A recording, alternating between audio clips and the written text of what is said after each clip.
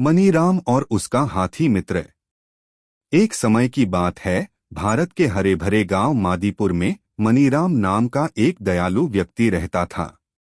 वह अपने सौम्य स्वभाव और छोटे बड़े सभी प्राणियों के प्रति प्रेम के लिए दूर दूर तक जाने जाते थे।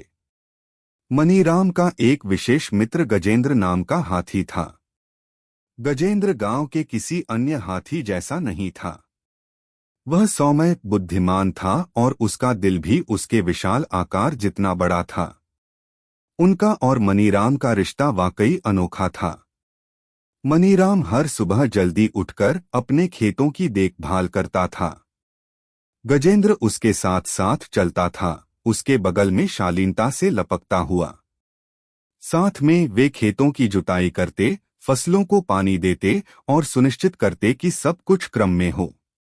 एक गर्मी के दिन जब मनीराम और गजेंद्र खेतों में काम कर रहे थे, उन्होंने एक जोर की हलचल सुनी। ग्रामीणों का एक समूह गांव के कुएं के पास इकट्ठा होकर चिल्ला रहा था और पागलों की तरह इशारा कर रहा था। उत्सुकतावश मनीराम और गजेंद्र यह देखने के लिए दौड़े कि क्या हो रहा है।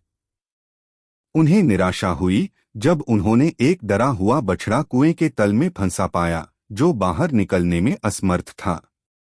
बिना किसी हिचकिचाहट के मनीराम को पता था कि क्या करने की जरूरत है। उन्होंने गजेंद्र की ओर देखा और कहा, मेरे प्यारे दोस्त, हमें इस बछड़े को बचाना होगा। गजेंद्र ने सहमति में सिर हिलाया। उसकी बुद्धिमान आंखें दृढ़ संकल्प से भर गईं। वह अपनी पूरी ताकत लगाकर कुएं में उतर गया और धीरे से बछड़े को उठाकर सुरक्षित कर लिया।